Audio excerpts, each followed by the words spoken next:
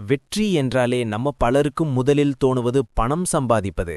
அப்போ வெற்றி என்றால் என்ன? ஆனா உண்மையில் நிதி வெற்றிக்கு ஆரம்பம் பணத்துல இல்ல, பின்ன எதுல தான் இருக்கு? அது மனநிலையில தான். ஆம், உன் மனநிலைதான் உன் வாழ்க்கையின் நிதி நிலையை நிர்ணயிக்கும். ஒரு மனிதன் தோல்வியை பார்க்கும்போது நான் முடியாதுன்னு நினைத்தா அவனது மூளை வாய்ப்புகளை அடைக்க ஆரம்பிக்கும்.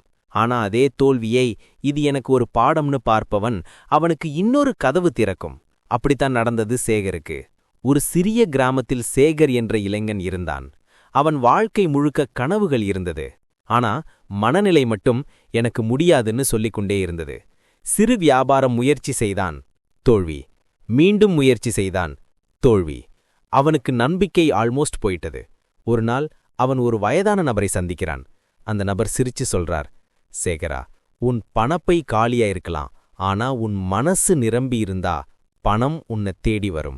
அந்த ஒரு வார்த்தை சேகரின் உலகத்தையே மாற்றியது. அவன் தன்னுடைய மனநிலையை மாற்ற ஆரம்பிச்சான். தோல்வியை வாய்ப்பா பார்க்க ஆரம்பிச்சான். நான் முடியும், நான் தகுதியானவன், இந்த வார்த்தைகள் அவன் தினசரி ஜெபமா மாறினா.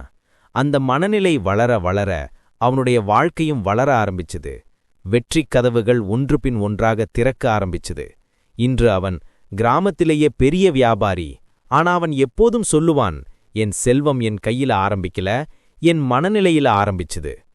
நீங்க இப்ப எந்த நிலையில இருந்தாலும் ஒரு விஷயம் மட்டும் மறக்காதீங்க, உன் மனநிலையை மாற்றினால் உன் வாழ்க்கையும் மாறும். பணம், வெற்றி, சந்தோஷம் எல்லாம் உன்னை தேடி வரும். பணம் ஒரு விளைவு, மனநிலைதான் காரணம். எனவே இன்று ஆரம்பிங்க. உன் மனதை வெற்றிக்காக கட்டமைக்க. நாளை வாழ்க்கை உன்னை நிச்சயம் வாழ்த்தும். நண்பர்களே, மனநிலைதான் காரணம் என்று நினைக்கிறவங்க காமெண்ட் செக்ஷன்ல ஆம் என்று சொல்லுங்க. அப்படி இல்லை நினைக்கிறவங்க உங்க கருத்தை பதிவு பண்ணுங்க. நன்றி. அடுத்த வீடியோவில் சந்திப்போம்.